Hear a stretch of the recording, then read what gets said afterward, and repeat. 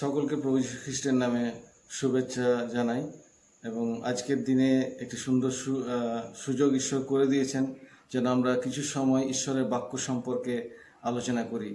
তো এই কঠিন পরিস্থিতির মধ্যেও ঈশ্বর আমাদের অনেককে এইভাবে সাহায্য করছেন যেন আমরা ঈশ্বরের বাক্যে আরও কাছে আসতে পারি। তো যাই হোক, আজকের দিনের জন্য ঈশ্বরকে আরেকটিবার আমরা ধন্যবাদ দিই এবং যারা আছেন আমাদের সঙ্গে তাদেরকে এই সুযোগের জন্য এবং এই সময়ের জন্য ঈশ্বরকে ধন্যবাদ দিই যে আমরা একভাবে ঈশ্বরের বাক্যকে আমরা শ্রবণ করব। আসুন আমরা আজকের দিনের জন্য যে বিষয়টা আমি বেছে নিয়েছি, যা লেখা আছে সকরীয় ভাববাদী তার 1 অধ্যায় 3 দ্বিতীয় অংশটা, অর্থাৎ সকরীয় ভাববাদী তার 1 অধ্যায় 3 দ্বিতীয় অংশ, যা লেখা আছে, অতএব তুমি এই লোকদিগকে বলো, বাহিনীগণের সদাপ্রভু এই কথা কহেন, তোমরা আমার প্রতি ফিরো। ইহা বাহিনীগণের সদাপ্রভু বলেন, আমিও তোমাদের প্রতি ফিরিব, ইহা বাহিনীগণের সদাপ্রভু বলেন। আসুন আমরা তার বাক্যে যাওয়ার আগে ঈশ্বরের কাছে প্রার্থনা করি। করুণাময় স্বর্গের জীবন্ত ঈশ্বর, প্রভু তোমায় ধন্যবাদ দিই এই সুন্দর সুযোগের জন্য।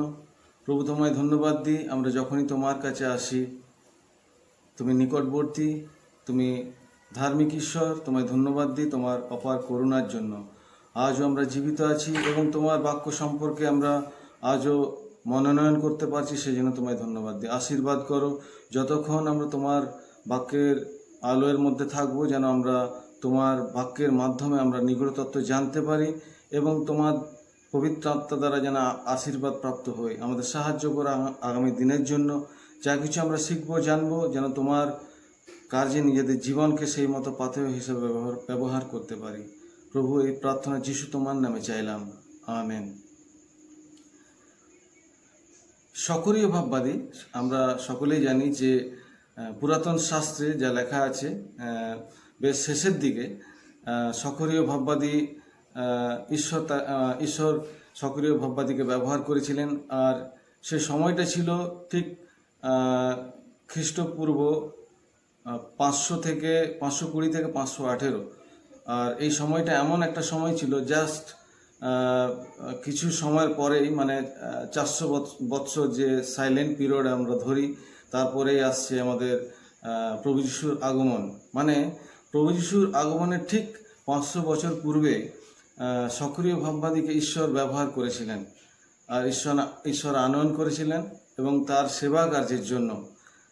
সকরীয় ভাববাদী আমরা দেখি যে সময় ঈশ্বর তাকে ব্যবহার করেছিলেন সেই সময়টা খুব কঠিন ছিল। কারণ যখন ইসরায়েল জাতি বাবিল দেশে বন্দিত্বের মধ্যে ফিরে যায়, একটা সময় ছিল যখন ইসরায়েল জাতি সেই মসির নেতৃত্বে তারা মিশর থেকে বেরিয়ে আসে। মিশর থেকে বেরিয়ে আসার ফলে তারপরে তারা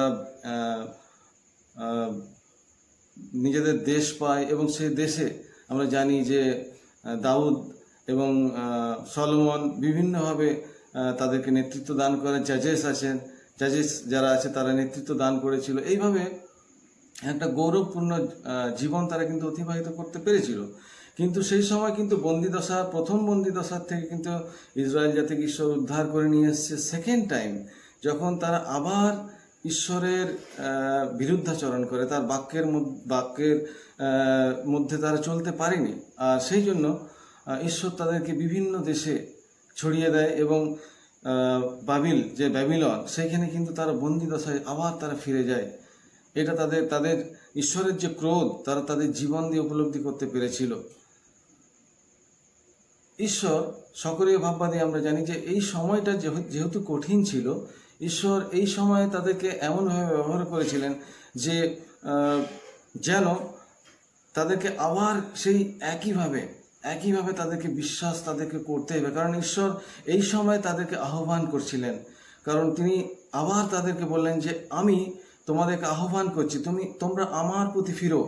যে তোমরা আমার থেকে ফিরে গেছিলে, এরপর তোমরা আমার প্রতি ফিরো। কেননা একটা সময় দেখা যায় ঈশ্বর ব্যবস্থা দিয়েছিলেন মসির মাধ্যমে। সেই ব্যবস্থা কিন্তু কিছু সময় হয়তো কিছুভাবে হয়তো তারা পালন করতে পেরেছিল, কিন্তু কিন্তু তারা সেই ব্যবস্থার মধ্যে দিয়ে কিন্তু জীবনযাপন করতে পারেনি। আর ব্যবস্থার মধ্যে দিয়ে কখনো তারা ঈশ্বরের কাছে আসতেই পারেনি। ঈশ্বর এই এই অভিজ্ঞতা তাদের জীবন দিয়ে কিন্তু আমরা দেখতে পাই। আমরা এই বিষয়টা দেখতে পাই যে ইসরায়েল জাতি বারবার ঈশ্বরের কাছ থেকে কিন্তু ফিরে এসেছে আর বন্দি দশায় ফিরে গেছে। আর এখানে ঈশ্বর তাদেরকে আহ্বান করছেন সক্রিয় ভাববাদীর মাধ্যমে। আমরা প্রথমেই দেখি যে যদি আমরা 3rd জেনারেশন পর্যন্ত দেখি, সক্রিয় কথার অর্থ হিব্রু ভাষায় তিনি স্মরণ করিয়াছেন। সক্রিয় ভাববাদীর পিতা যিনি ব্যারেকীয় কথার অর্থ হিব্রু ভাষায় তিনি আশীর্বাদ করবেন। আর ব্যারেকীয়র পিতা যিনি ঈদো কথার অর্থ হচ্ছে যে তিনি উপযুক্ত সময়ে তিনি আশীর্বাদ করবেন। উপযুক্ত সময়ে অর্থাৎ ঈশ্বর স্মরণ করিয়াছেন, ঈশ্বর আশীর্বাদ করবেন এবং যথাকালে নির্দিষ্ট সময়ে ঈশ্বর আশীর্বাদ করবেন। আর এই বিষয়টা ছিল ইসরায়েল জাতির কাছে একটা কঠিন বিষয়, কারণ একটা সময় দেখা গেছে যে এই সকল বাক্য তারা পালন করেছে এবং পালন করার পরেই তারা কিন্তু ঈশ্বরের কাছ থেকে ফিরে গেছে, এবং ফিরে যাওয়ার ফলে তারা যে পরিস্থিতি তাদের জীবন দিয়ে যে অভিজ্ঞতা করেছে, এখানে আবার ঈশ্বর যখন তাদের আহ্বান করছে, অনেক বিভিন্ন মানুষ বিভিন্ন রকমভাবে, অর্থাৎ ইসরায়েল জাতির বিভিন্ন রকমভাবে তারা পরিকল্পনা করেছে। কেউ ভেবেছে যে না, এইভাবে আর ফিরে আসা যাবে না, বা এটা আবার ঈশ্বরের আহ্বান, কিভাবে তারা ফিরতে পারে, তারা কি আবার ধর্মীয় জীবনযাপন সে আগের মতো ফিরে পেতে পারে, আবার শুরু করতে পারে, বা কিভাবেই তারা শুরু করবে। এ একটা কঠিন বিষয় ছিল। যখন ঈশ্বরের কাছ থেকে কেউ তার প্রজারা যখন ফিরে যায়, তখন কিন্তু ঈশ্বর কিভাবে তাদেরকে আশীর্বাদ করতে পারে? ঈশ্বর কি আবার তাদের নতুনভাবে আশীর্বাদ করবেন? ঈশ্বরই এমনই কিন্তু প্রতিশ্রুতি দিয়েছিলেন। এবং আগেও আব্রাহাম, ইসহাক, ইসরায়েল জাতির আদি পিতা, পূর্বে তিনি এই প্রতিজ্ঞা করেছিলেন যে তিনি তার সন্তানদের কিন্তু আশীর্বাদ করবেন। তার সমস্ত প্রতিজ্ঞা, তার পরিকল্পনা ইসরায়েল জাতির মধ্যে দিয়ে কিন্তু পূর্ণ করবেন। এইখানে কিভাবে তারা সেই প্রতিজ্ঞার মধ্যে আসতে পারে, এটা সব থেকে বড় বিষয় ছিল যে আর ঈশ্বর কি এভাবে আমাদেরকে আশীর্বাদ করতে পারেন?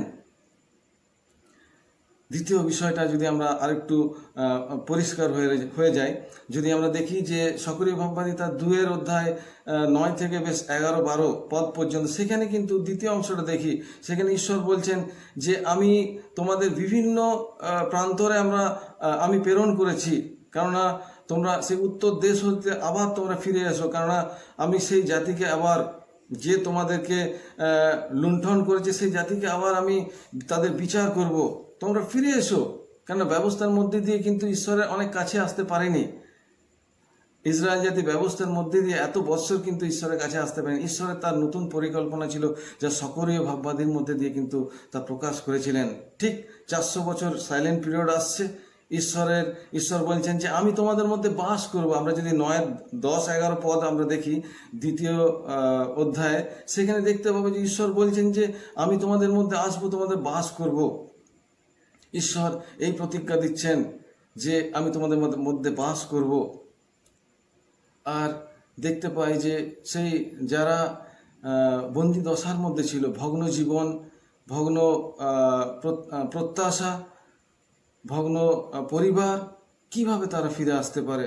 অনেকেই চিন্তা করলো যে না, আমরা যেহেতু এখানে সেটেল হয়ে গেছি ব্যাবিলনে, আচার বিধি রীতি নীতি, সেই নীতি শিক্ষা আমরা যদি সেখানেও যাই, হয়তো সেই একই রকম হতে পারে। ওই জন্য অনেকে মনে করলো যে ফেরার প্রয়োজন নেই, এবং তারা সেই বিষয়টাকে জীবনে মেনে নিয়েছিল। আর তো দেখে তো মনে হচ্ছিল না যে কোথায় বন্দিদশা তো মনে হচ্ছিল না অনেকেরই, কিন্তু কিছু সংখ্যক মানুষ কিন্তু তার ঈশ্বরের প্রজারা কিন্তু ফিরে এসেছিল, কিছু সংখ্যক ফিরে এসেছিল। কিন্তু এসে তারা এমনভাবে সে ধর্মীয় সমাজে কিভাবে তারা সেই পূর্ণ প্রতিষ্ঠা করবে, এরকম পরিস্থিতি কিভাবে তারা আবার নতুনভাবে জীবনযাপন করবে, এটা তাদের কাছে ছিল বড় চ্যালেঞ্জ।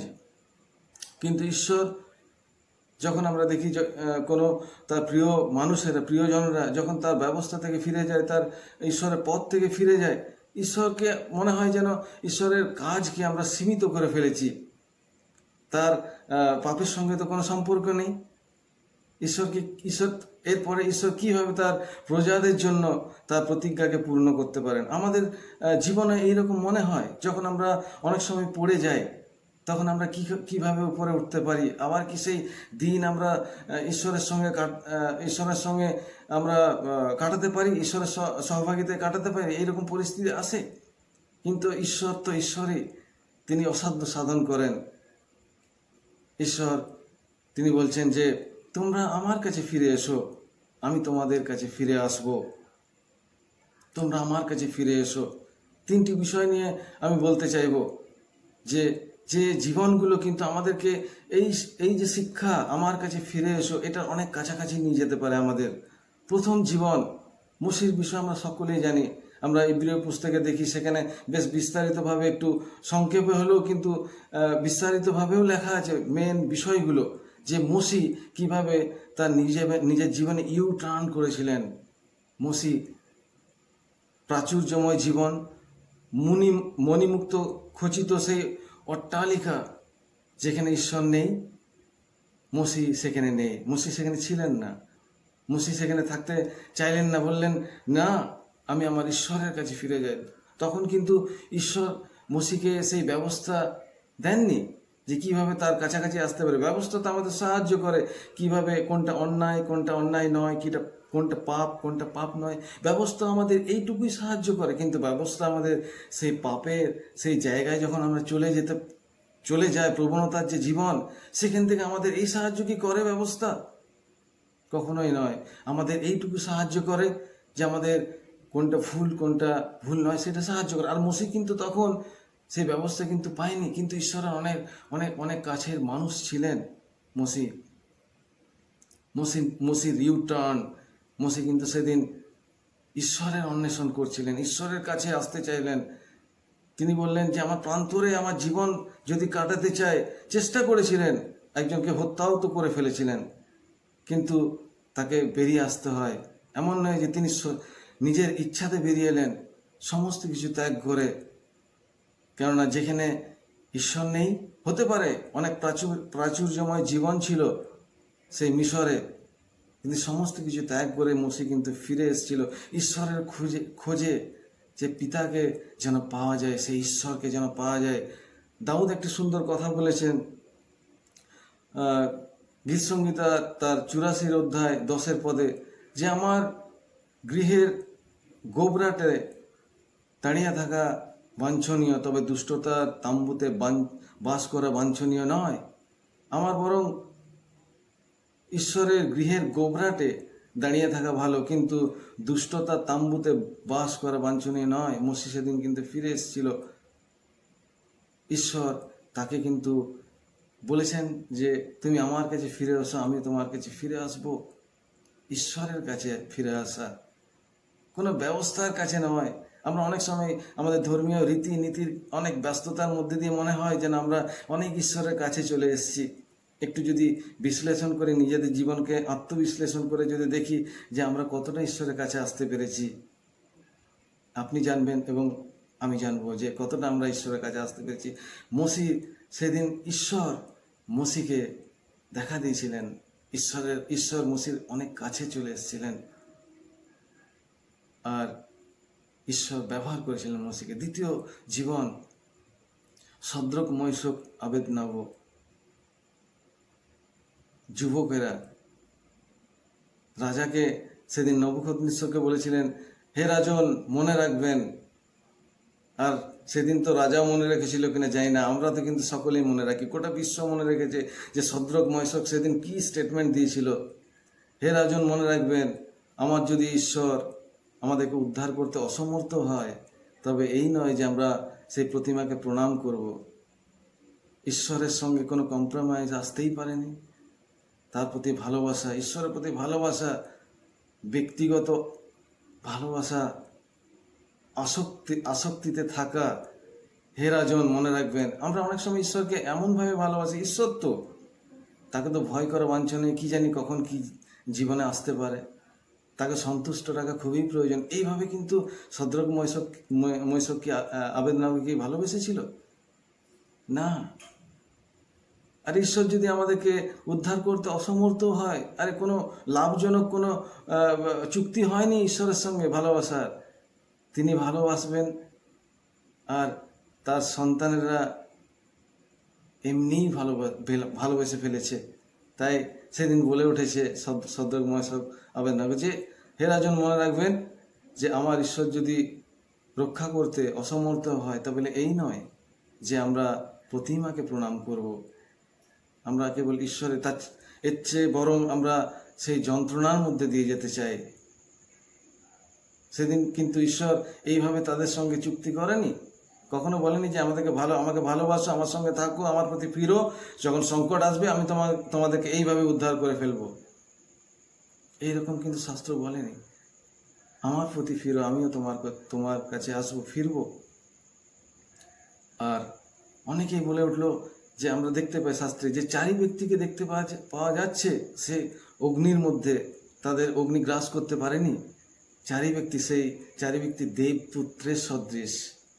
ঈশ্বর তিনি এসেছিলেন শদ্রক মৈশক আবেদনাগর কাছে, তার প্রতিজ্ঞা পূর্ণ করেছিলেন। শেষ আরেকটি জীবন, খুব আকর্ষণীয় জীবন, আদমকে ঈশ্বর হারিয়ে ফেলেছিলেন। আমরা জানি যে যখন মসির সময় ছিল তখন কিন্তু ব্যবস্থা দিয়েছিলেন ঈশ্বর যে কিভাবে আমরা ঈশ্বরের আরও কাছে আসতে পারি তার আজ্ঞা পালনের মধ্যে দিয়ে। কিন্তু যখন আদমের পরবর্তী জেনারেশনগুলো আমরা দেখতে পাই, মথুসেলা, তারপরে নোহ, তারপর পূর্বে যে আমরা দেখি যে হনক, খুব ছোট্ট একটি জীবনী আমরা দেখি, মাত্র 68 ইয়ার্স সম্ভবত ঈশ্বর তাকে মৃত্যু না দিয়ে তার কাছে নিয়ে চলে গিয়েছিলেন। কেন? আমোস 3:3 সেখানে লেখা আছে যে 2 চিত্ত এক না হইলে কি করে হাঁটবে কি করে চিত্ত যদি এক না হয়।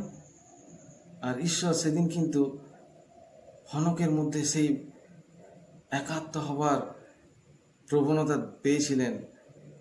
ঈশ্বর হনককে বলেন তোমাকে আর এইভাবে থাকতে হবে না, চলো আমরা একসঙ্গে একাত্ম হই। আমরা তো ঈশ্বর হনককে তার কাছে নিয়ে চলে গিয়েছিলেন। সেই দিন এক আত্মা হয়ে যাও। আদমের মধ্যে দিয়ে যেটা হয়তো ঈশ্বর সেদিন পাননি, কিন্তু হনক, আদমের জীবনের মধ্যে দিয়ে পাপের প্রবেশও হয়ে গেছিল পৃথিবীতে, কিন্তু হনক, ঈশ্বর হনককে তার কাছে নিয়ে চলে গিয়েছিলেন। আমরা যদি ঈশ্বরের কাছে আসি, ব্যক্তিগতভাবে ঈশ্বর চান, কোনো ব্যবস্থা অবশ্যই আমাদেরকে সাহায্য করে যেন ঈশ্বরের আমরা আরও কাছে আসি। কিভাবে আমরা আসি, কিভাবে আসব, কিন্তু যেন আমরা ঈশ্বরেরকে ভালোবাসতে পারি, ঈশ্বরের আরও নিগুড় জীবনের সঙ্গে আমরা যেন একাত্ম হতে পারি। যখন আমরা কোনো এমন জীবন থাকে, যখন সমাজ আমাদের অনুকূল পরিস্থিতির মধ্যে থাকে, আমাদের বিশ্বাসের মাত্রা যেন ঊর্ধ্বমুখী থাকে। আর যখন কঠিন পরিস্থিতি হয় তখন যেন সমস্ত কিছু ঈশ্বরের বাক্য যেন মনে হয় যেন প্রবাদ প্রবচন, এছাড়া কিছুই নয়। প্রবাদ প্রবচন ছাড়া কিছুই মনে হয় না। কিন্তু যখন কঠিন পরিস্থিতি আসে তখনই তো বিশ্বাস করার সেই সময়, ঈশ্বরের আরও কাছে আসার সময়।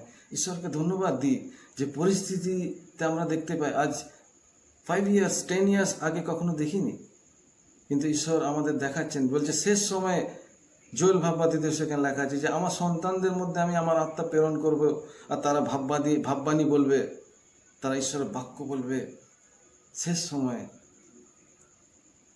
দেখতে পাই যে টেকনোলজি কিভাবে ব্যবহার করছেন ঈশ্বর, তার সন্তানদের কিভাবে ব্যবহার করছেন, তাদের জীবনকে কিভাবে ব্যবহার করছেন। ঈশ্বর আমাদের প্রত্যেককে আশীর্বাদ করুন যেন আমরা আরও ঈশ্বরের কাছে আসতে পারি, আমরা ঈশ্বরের আরও কাছে আসতে পারি। প্রভু যিশুর কাছে একজন যুবক এসেছিলেন, তিনি বললেন যে আমি স্বর্গরাজ্য পেতে গেলে আমার কি করতে হবে? আমি তো অনেক ব্যবস্থা পালন করে আসছি, আমি ছোটোর থেকে পালন করে আসছি, আমি ব্যবস্থা পালনকারী একজন, খুব উৎসাহের সঙ্গে এসেছিলেন। যিশু বললেন যে তুমি আমার পশ্চাতে এসো, আমার অনুসরণ করো। যিশুর কাছে আসতে পারেনি, কারণ তার বিস্তর ধন ছিল। আমরা অনেক রকম রীতি রেওয়াজের মধ্যে আসতে পারি, কিন্তু প্রভু যিশুর সেই প্রিয় মানুষটি হওয়ার জন্য যিশুর কাছে আসতে হবে, পিতার কাছে আসতে হবে, তার মধ্যে দিয়ে যেন আমরা তার আরো কাছের মানুষ হতে পারি। ঈশ্বর এটাই চান। সেদিন কিন্তু মসি সমস্ত কিছু ত্যাগ করে ঈশ্বরের কাছে এসেছিলেন। ঈশ্বরও তার জীবনে তার কাজ তিনি দেখিয়েছিলেন। হনক, শদ্রক, মেশক, আবেদনাগো, তাদের জীবনের মধ্যে দিয়ে ঈশ্বর তার পরাক্রমকে তিনি দেখিয়েছেন, যেন আমরা আমাদের বিশ্বাসে আরো বলীকৃত হই, বলবান হই, যেন আমরা ঈশ্বরের আরো কাছে আসতে পারি। ঈশ্বর আমাদের প্রত্যেককে আশীর্বাদ করুন, যেন আগামী দিনে আমরা আরো ঈশ্বরের প্রার্থনার মধ্যে দিয়ে, ধ্যানের মধ্যে দিয়ে ঈশ্বরের বাক্যের আরো কাছে আসতে পারি, যেন এইভাবে যেন আমরা আমাদের জীবনে প্রভুর যে কাজ তা যেন আমরা প্রত্যেকে সম্পূর্ণ করতে পারি। ঈশ্বর আমাদের প্রত্যেককে আশীর্বাদ করুন। আমেন।